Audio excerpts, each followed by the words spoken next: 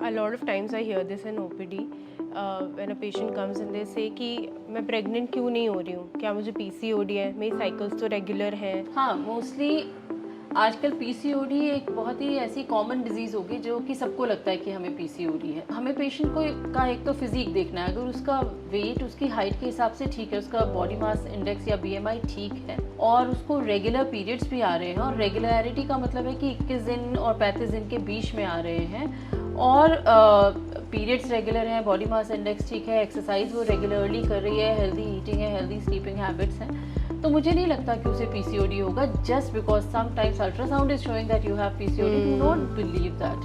So I don't think you have PCOD, but फिर भी हम लोग कुछ टेस्ट. Yeah, it's important कि PCOD is not a diagnosis that's just on ultrasound. So we have to do some blood tests, some hormonal tests to figure out whether it coexists in biochemical tests as well.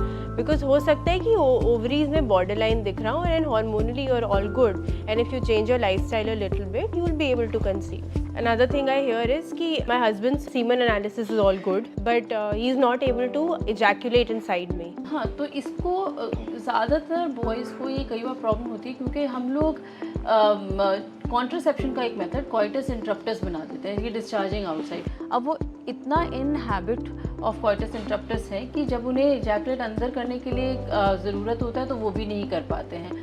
और sometimes they are ejaculating in the urinary bladder, like इसको retrograde ejaculation कहते हैं. इन सब का इलाज है, ऐसा नहीं है कि इजैकुलेशन डिफ़िकल्टीज़ का इलाज नहीं है, मगर आपको यूरोलॉजिस्ट के पास जाना होगा और वो आपको तरीका बताएंगे कि कैसे इन जो मेल फैक्टर है उसका इलाज करना चाहिए. Also कि now I'm 33, 34, am I too old to get pregnant? How do I get to know whether I am fertile or not? हाँ, ये भी बहुत ज़्यादा है कि 30 के बाद आई थिंक बहुत ये फैल गई है कि अगर 30 के ऊपर है तो आप नेचुरली प्रेग्नेंट नहीं हो पाएंगे. तो 33 की 35 की फीमेल्स देखा मैं जैसे कि शायद मैं बहुत ओल्ड हो गई हूँ, क्या मुझे फर्टिलिटी चेक करानी चाहिए. Definitely you have test, AMH है, इंटर फॉलिकुलर काउंट है on second day of period, कर सकते हैं. मगर आप ये भी सोचिए कि अगर आप एक हेल्दी लाइफस्टाइल जी रहे हैं तो आपकी फर्टिलिटी कम क्यों होगी, चाहे आप 33 साल के हैं या 40 साल के हैं. हाँ, बट हमें उस एक ऑस्ट्रिच की तरह नहीं होना. We can always check ourselves, AMH ठीक है, इंटर फॉलिकुलर काउंट ठीक है, और अगर वो सब कुछ ठीक है तो प्लीज़ घबराइए मत.